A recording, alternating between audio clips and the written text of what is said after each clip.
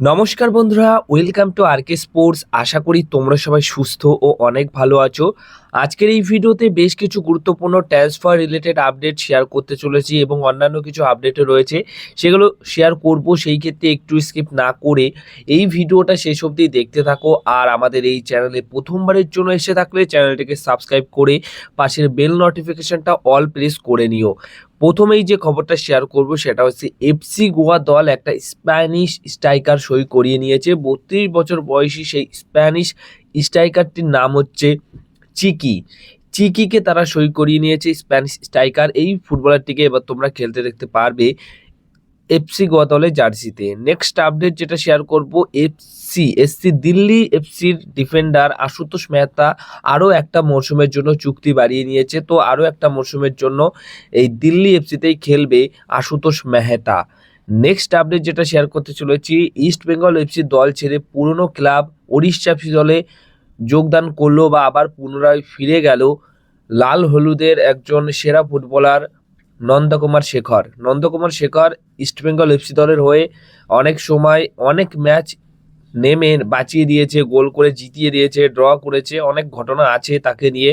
তো সেই নন্দকুমার শেখরকে কিন্তু ইস্টবেঙ্গল এফসি দল ছেড়ে দিল। এখন ইস্টবেঙ্গল এফসি দল ছেড়ে সে ওড়িশা এফসি দলে আবার সে ফিরে গেল। নেক্সট আপডেট যেটা শেয়ার করতে চলেছি সেটা হচ্ছে চেন্নাই এফসি দলের নজরে রয়েছে ব্রাজিলিয়ান একটা ফরওয়ার্ড বা স্ট্রাইকার পজিশনের ফুটবলার ব্রুনো বাইও কিন্তু 30 বছর বয়সী একজন স্ট্রাইকার। এই ফুটবলারটিকে দলে নেবার জন্য মোটামুটি কথাবার্তা চালাচ্ছে চেন্নাই এফসি দল। ব্রাজিলিয়ান স্ট্রাইকার লাস্ট সিজনে খেলছে থাইল্যান্ডের প্রথম বিভাগের ক্লাব উথাই থানি এফসিতে খেলেছেন। এখন সে ফ্রি এজেন্ট রয়েছে, তাই এই ফুটবলারটিকে দলে নেবার জন্য কথাবার্তা বলছে চেন্নাই এফসি দল। সবকিছু ঠিকঠাক থাকলে এই ফুটবলারটিকে তোমরা চেন্নাই এফসি দলের জার্সিতে খেলতে দেখতে পারবে। নেক্সট আপডেট যেটা শেয়ার করতে চলেছি সেটা হচ্ছে ইন্টারকাশি এফসি দলের ডিফেন্ডার নিশাল চন্দন, তাকে কিন্তু সই করিয়ে নিল পাঞ্জাব এফসি দল। একটা দারুণ সই হয়েছে। নিশাল চন্দন খেলেছে হাবাসের আন্ডারে গত বছর ইন্টারকাশিপ দলের হয়ে, তো সেখানে দুর্দান্ত পারফরমেন্স করেছে। এখন সে পাঞ্জাব এফসি দলের জার্সিতে তাকে খেলতে দেখা যাবে। নেক্সট আপডেট যেটা শেয়ার করতে চলেছি, ইস্টবেঙ্গল এফসি দল একটা ইন্ডিয়ান ডোমেস্টিক ডিফেন্ডার সই করাতে চলেছে, আর সেই একজন খুবই পরিচিত ফুটবলার নরেন্দ্র গ্যাহলটকে কিন্তু সই করার জন্য কথাবার্তা চালাচ্ছে এই মুহূর্তে ইস্টবেঙ্গল এফসি দল।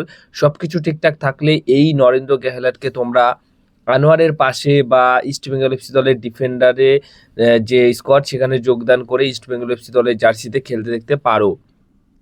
নেক্সট আপডেট যেটা শেয়ার করতে চলেছি সেটা হচ্ছে রফসান রবিনো এবং মোহনবাগান সুপার জায়ান্টস দুই পক্ষের মধ্যে একটা সম্মতি বা সমঝোতার ভিত্তিতে, পারস্পরিক সমঝোতার ভিত্তিতে আলাদা হওয়ার পথে একদম পুরোপুরি কনফার্ম হয়েছে। মোটামুটি মোহনবাগান দল ছাড়ছেন রফসান রবিনো, এটা পুরোপুরি 100% কনফার্ম নিউজ রয়েছে। তো অনেকেই একটা গত দুদিন আগে একটা পোস্ট, মানে হ্যাপি বার্থডে পোস্ট দেখে বলছিলেন যে তাকে হয়তো ছাড়বে না, হ্যাপি বার্থডে পোস্ট কেন করলো। তো অ্যাজ এ প্লেয়ার হিসেবে যেহেতু কন্ট্যাক্ট ছিল তাই করেছে।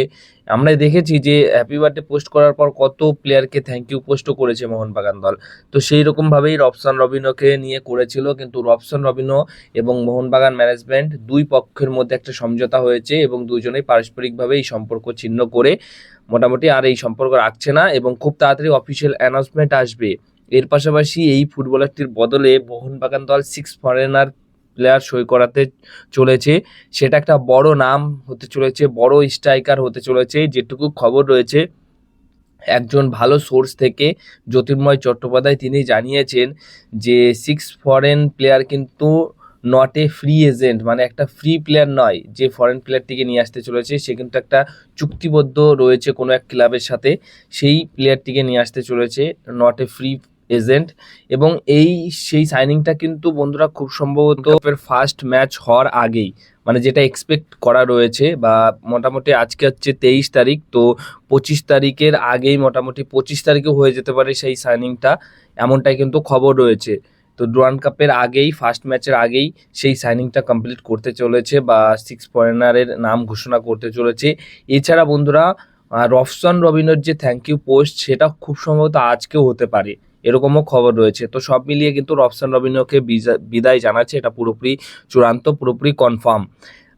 খুব তাড়াতাড়ি অফিসিয়াল অ্যানাউন্সমেন্ট আসবে। মানে অফিসিয়াল অ্যানাউন্সমেন্টটা আসলেই কি হয় যে না, রবসন রবিনহো দল ছেড়ে দিয়েছে, এটা পুরোপুরি কনফার্মেশন পাওয়া যায়। তো মোহনবাগান দল থেকে আজকালের মধ্যেই অফিসিয়াল অ্যানাউন্সমেন্ট আসবে। সবশেষে দারুণ একটা খুশির খবর দিয়ে শেষ করি আজকের এই ভিডিওটা। মোহনবাগান দলের star defender Alberto Rodriguez derby ম্যাচের আগেই আসছেন। যেটা খবর পাওয়া গেছে যে আগামীকাল 24শে জুলাই 8:15 সকালবেলায় কলকাতা বিমানবন্দর থেকে সে কিন্তু কলকাতাতে পা রাখছেন, এরকমটাই খবর রয়েছে। মানে তিনি যদি চলে আসে তাহলে একদিন আগে এসেও আমরা দেখেছি অনেক ফুটবলারকে ম্যাচ খেলতে, যেরকম টম অ্যালড্রেড, সেও কিন্তু খেলেছিল। তো অ্যালবাতো রদ্রিগেজ সবসময় ফিট থাকেন, তো আমার মনে হয় যে তাকে দিয়ে ম্যাচ খেলানো যেতে পারে, খেলাবে হয়তো।